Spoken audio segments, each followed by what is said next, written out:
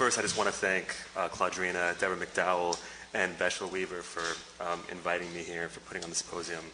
I also, before I start, just want to briefly acknowledge my deep intellectual debt to many of the scholars here today and yesterday.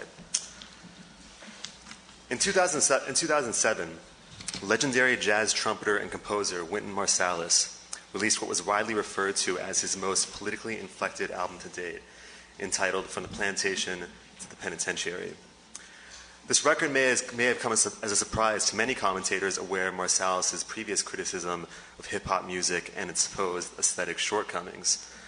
No less was this record a surprise to some that have been critical of Marsalis' seamless appropriability by mainstream white audiences, given his promotion of a traditionalist conception of jazz that has been amenable to a wider bourgeois consumer market. Nevertheless, many, including Marsalis himself, viewed the record as an example of a particularly heightened response to the aftermath of Hurricane Katrina from an important black musician that hailed from New Orleans. After all, in Katrina, we saw once again exposed the material consequences of an official state policy of abandonment that has characterized the revanchist politics of what Ruth Gilmore has called the anti-state state, a bastardized form of classical liberalism that has overseen the massive upward redistribution of wealth and consolidation of class power in the US and globally. Of course, Marsalis could have just easily gone on television and announced that George Bush doesn't care about black people, as did Kanye West, but that wasn't his style.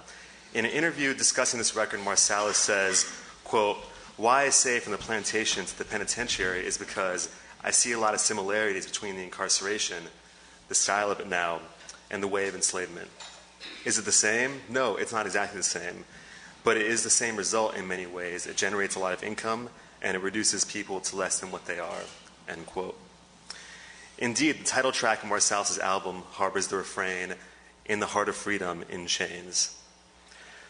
One would think this more explicitly political, if not proto-radical consciousness displayed by Marsalis would at least offer resistance to conservative readings of his music, and perhaps even subject him to reactionary criticism from the right.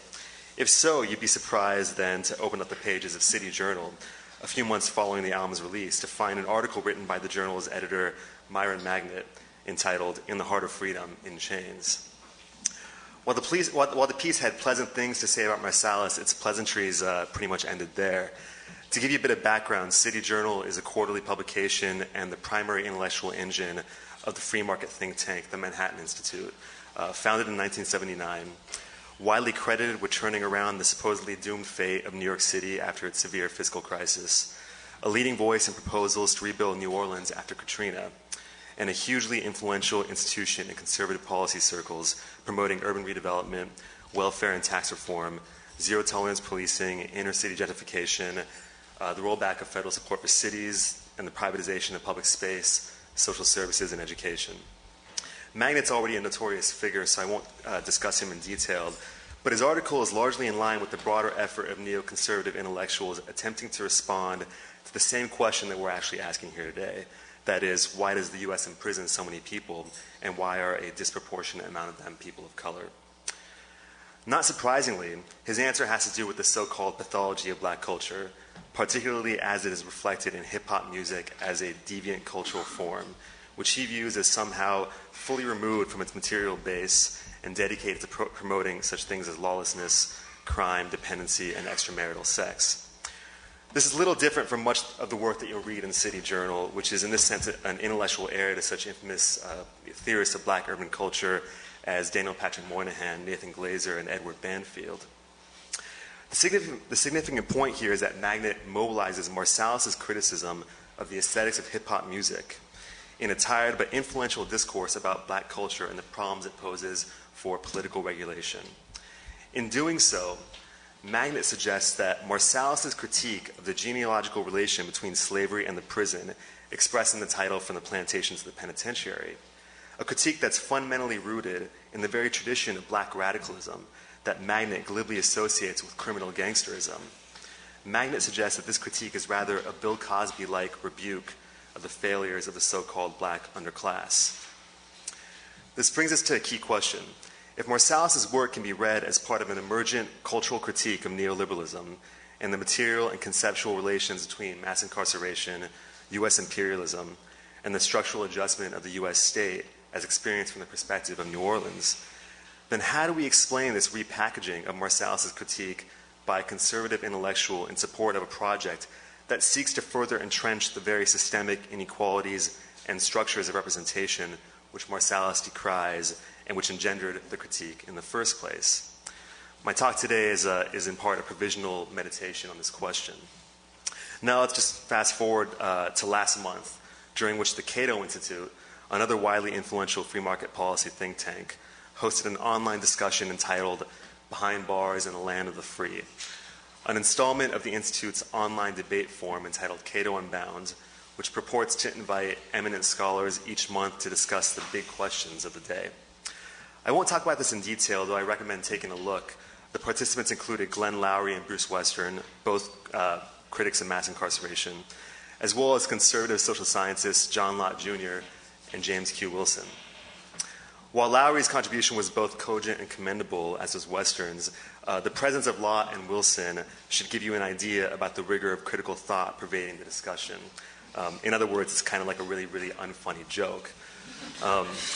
In any case, I think it's worth reflecting on how and why, really how and why, the question of mass incarceration is increasingly emerging in neoliberal and neoconservative policy circles in the same form, if dissimilar content, as we've chosen to discuss it this week at UVA.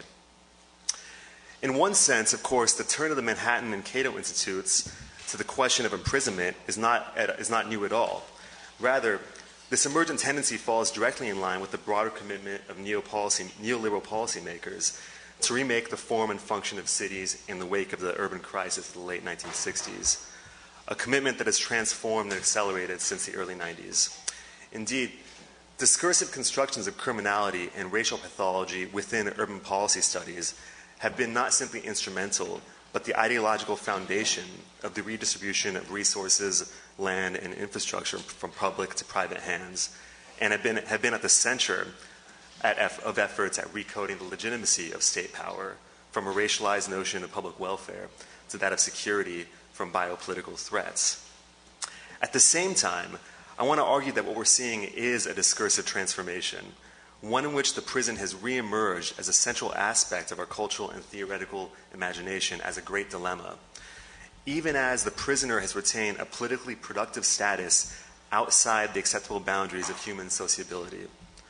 This process, it seems to me, mirrors the way in which the ethos of black radicalism can become the animating factor in the Manhattan Institute's cultural and political imagination, where it functions as an authentic critique of authentic American force that mobilizes the project of advancing freedom, even as it plays a foil to this project as that which freedom must be protected from. Perhaps W.B. Du Bois put it most profoundly and pithily when he asked in the wake of Reconstruction, how does it feel to be a problem? This dynamic in American political culture provides the key to the central question for those of us, I think, interested in rethinking the relationship between race as a technology of power, the political economy of liberal capitalism, and the conceptual and material work that the prison performs. That is, why have critical discourses surrounding the prison and punishment so permeated our intellectual and cultural landscape, even as we have been unable to reverse the continued and relentless growth of the prison itself? To answer this question, I argue we need to return to the critical politics and intellectual legacy of the radical prison movement of the late 1960s. For it was the impetus of this movement that has provided language and structure for the radical critique of the prison's relation to race, class, slavery, and capitalism. At the same time, it's also animated the political imagination of liberals in the form of a cautionary tale. Liberals who have been much more interested as such in the more moderate and seemingly realistic goals of prison reform. Ironically, however, it was the radical prison movement, personified most iconically by George Jackson, that launched the most thoroughgoing critique of liberal reformism as the primary means of extending the prison's coercive hold on society in the absence of a more radical pursuit of economic justice. This insidious process can only be seen, Jackson argued, by closely imagining the function of black racial captivity as the operative ground of capitalist property relations. Now I'm going to do a little close reading, the stock and trade of literary scholars, so bear with me. In an interview published in the New York Times just weeks before his murder, a month prior to the Attica uprising in 1971, George Jackson was given an opportunity to respond to the question, aren't any black people guilty of crimes in American society? For Jackson, however, this question cannot be answered without, quote, seriously questioning whether blacks have ever been part of American society, end quote. So rather than accede to the banality of the question by arguing that crime is nullified because of racial inequality or that crime is an insurrectionary act, Jackson asks his readers to rethink the meaning of crime in a class-structured society based on racial captivity. Here's a quote. We're captives of this thing termed American. As such, it is and has always been our obligation to resist. Resistance to unjust bonds, to organized injustice, can never be interpreted as crime, be it individual resistance or organized mass resistance. Is it criminal for the black mine worker in the Union of South Africa to steal a diamond when he can, or for the workers en masse to take the mine? Were the Jews of Warsaw in 44 and 45 criminals? End quote. For Jackson, captivity isn't simply a metaphor, but a form of existence that exposes the sedimentation of criminality with the image of racialized and colonized groups. In this sense, captivity transcends the conditions of plantation slavery and imprisonment. For Jackson, it defines the colonial conditions of existence of black people in the U.S. and thus has become a generalized model of racialization that can be applied to the figure of the prisoner as such. This is because captivity for Jackson signifies the very form in which people of African descent had been both materially and conceptually incorporated into the U.S. nation-state as a racially distinct and hyper-extracted segment of the labor force. Insofar as blacks have been structurally positioned as a racialized class fraction, as Stuart Hall argues, race is, quote, the principal modality in which black members of that class live, experience, make sense of, and thus come to a consciousness of their structured subordination. It is through the modality of race that blacks comprehend, handle, and then begin to resist the exploitation, which is an objective feature of their class situation, end quote. As Jackson suggests, blacks have developed a specific repertoire of survival strategies, many of which have tended to be criminalized, even as they saturate the social and economic life of the ghetto enclave. This experience of criminalization becomes the historical condition upon which the recomposition of class consciousness takes place, as the relation of the class to industrial capital is undergoing a profound transformation. As the position of black labor becomes increasingly tenuous under post-war liberalism, the modes in which political struggle takes shape will thus necessarily alter. Crime, particularly the kinds of crime that enable entire communities to sustain their social and economic networks while appearing as survival, can then come to be seen, drawing on Stuart Hall's work, of course, here, if not a coherent political strategy, at least a quasi-political form of resistance. This is not to say that Jackson viewed crime as a strategically subversive force. Rather, the point here is that Jackson was testifying to how, in times of severe crisis and accelerating class struggle, crime becomes a specific locus of meaning through which the political struggle of working class and unemployed blacks is comprehended, both by the political authorities and social scientists who understand black pathology as criminal or moral transgression, and by the working and workless poor who view crime somehow as a means of struggle and resistance. In other words, crime condenses the interarticulated histories of race and class within the context of a nation-state founded on settler colonialism and chattel slavery. This gives us a sense of why discourses of crime have actually changed very little in relation to the drastic shifts in criminal justice, policing, and incarceration over the past 30 years.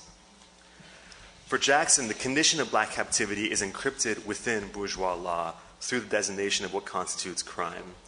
This designation enables the liberal democratic state to resolve its constitutive contradiction between universal egalitarianism and the uneven development engendered by capital.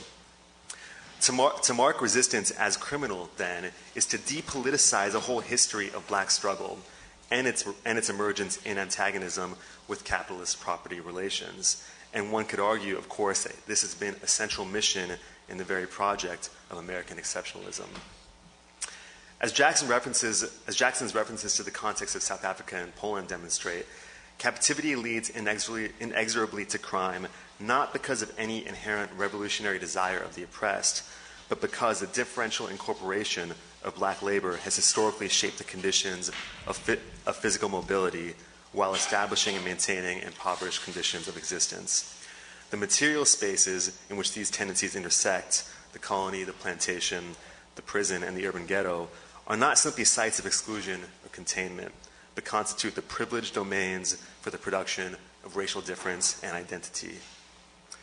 Writing from solitary confinement and the shadow of death row, then, it's especially significant that the figure Jackson deploys to allegorize his own condition is Nat Turner. Taking up the discourse on the ethics of murder and the politics of guilt, to which Jackson's own figure was tethered at this time, he quotes Turner directly, quote, "I've been asked to confess. To what? I simply don't feel guilty. I have ventured my life for the deliverance of my kind. I am a willing sacrifice to their cause.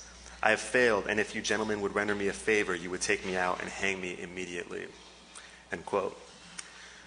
Now, a disingenuous reading could point out that Jackson's naively comparing himself and other black prisoners to slaves and thus cynically justifying his own crimes.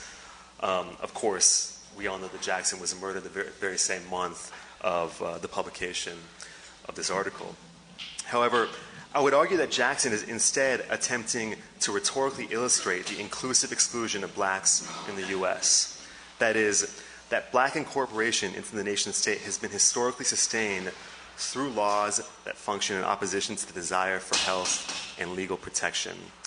And in the age of formal equality, today in the political present, this is precisely the racialized structure of dominance that nourishes our own relation to our prisoners, both in the U.S. and in military bases around the world. In other words, the structure of racism, this is a point that Professor Davis made last night, I'll just reiterate here, the structure of racism in the U.S., insofar as it affects everybody, blacks, brown, and white, whatever, is all about slavery. Over the last 2 decades, there's been no lack of skepticism, among critics of the radical prison movement for precisely this kind of critique. The skepticism has taken numerous forms, from doubt as to the sincerity of Jackson's revolutionary conviction to criticism of the iconic reverence of prison movement luminaries such as Eldridge Cleaver and Angela Davis. Others have taken the prison movement to task for the ostensible vulgarity of its theoretical insights, as well as the tendency to romanticize urban terrorism and warfare. Indeed, in the wake of the extraordinary growth in incarceration rates and prison construction in the last 30 years, together with the collapse of New Deal liberalism and the ascendancy of law and order state, a number of critics have returned to this historical period to assess the legacy bequeathed by the supposed failures of the radical prison movement and its association with black liberation. For example, Eric Cummins argues that Bay Area leftists mistakenly came to view the prison as, quote, giant camps for political prisoners in a growing countercultural uprising, end quote, and thus romanticize specific icons as revolutionary outlaws by redefining street crime as political insurrection. The result was, according to Cummins, an undermining of real efforts at reforming prison conditions, leading to an abandonment of even the pretense of rehabilitation, a subsequent crackdown on nonviolent street crime, an exponential rise in incarceration rates, and the multiplication of new technologies of bodily disintegration, such as the Supermax prison. I don't want Cummins to take the whole burden of the critique here, because his book actually is really important, but it's really one of the only histories we have on that movement, so he's going to kind of stand in for a whole series of scholarship for me. This critique is indicative of a wider tendency in recent scholarship whose rueful privileging of liberal reformism tends to obscure the structural relations between U.S. capital and mass incarceration. One version of this tendency attempts to read U.S. prison growth beginning in this period as a concomitant of neoliberalism, in which the welfare state of the 50s and 60s is cast in opposition to the law and order state, where the former is somehow represented as a period of democratic transition where real progress and substantive claims on the U.S. nation state were achieved through a rights-based discourse. Another version of the story locates responsibility for the emergence of the carceral state in the kind of romantic notions developed by the prison movement themselves. There are a number of problems with this tendency, the result of which is to effectively obscure the value of the prison movement in teaching us about the present form of mass incarceration. Indeed, the nostalgic representation of post-war liberalism that undergirds this privileging of reformist discourse ignores the structural role that race has played in the allocation of resources, differentiation of labor value, and so on and so forth. By privileging a certain kind of political resistance based on its appeal to the discourse of reform, many of these critiques misrecognize the role that post-war liberalism has actually played in reproducing the very conditions of failure to which the reconstruction of race-making institutions such as the prison had been the dominant response. Of course, this was largely Foucault's critique in the wake of Attica of the discourse of prison reform, as numerous forms of legislation are actually moving through Congress in the mid-1970s, attempting to respond to Attica in the language of reform. As I suggested at the outset of this talk, the proliferation of discourse about the prison today is in fact part of a much longer tradition of politics in the U.S. in which, as Nikhil Singh writes, quote, an enduring black presence within the nation state has led to an extraordinary cultural and political dynamic in which black struggles against civil death accrue the paradoxical power to code all normative redefinitions of U.S. national citizenship and subjectivity. In fact, what Singh calls the ambivalent constitution of black liberatory aspirations within the history of radical and reformist movements in the United States can be extended to think about the presence of black radical thought in the formation of intellectual culture as a whole. I'm going to finish up here in a second. Put differently, just as much as this presence has animated successive rearticulations of freedom and equality in U.S. culture, the radical prison movement has been the absent presence in the aporias of liberal and left theoretical culture since, particularly as the reliance by the U.S. state on the prison has continued to grow. The irony is that while this movement has animated whole discourses on confinement, their actual contributions have been both simply forgotten and dismissed as well. While any explanation of this phenomenon would have to consider the role of the U.S. state in silencing and discrediting the voice of prisoners, it's little surprise that this silencing mirrors precisely the newfangled role of the figure of the prisoner within U.S. political culture as the racialized subject outside the bounds of human sociability. Nor is it a surprise that these developments have been contemporary with the growing chorus of calls over the last decade that we're moving into a so-called post-racial society. For Jackson, the figure of the slave on trial for rebellion against unjust bonds historicizes U.S. criminal law as the regulatory offspring of efforts to mobilize the very contradictions of capitalism and the decline in industrial production to which he was responding.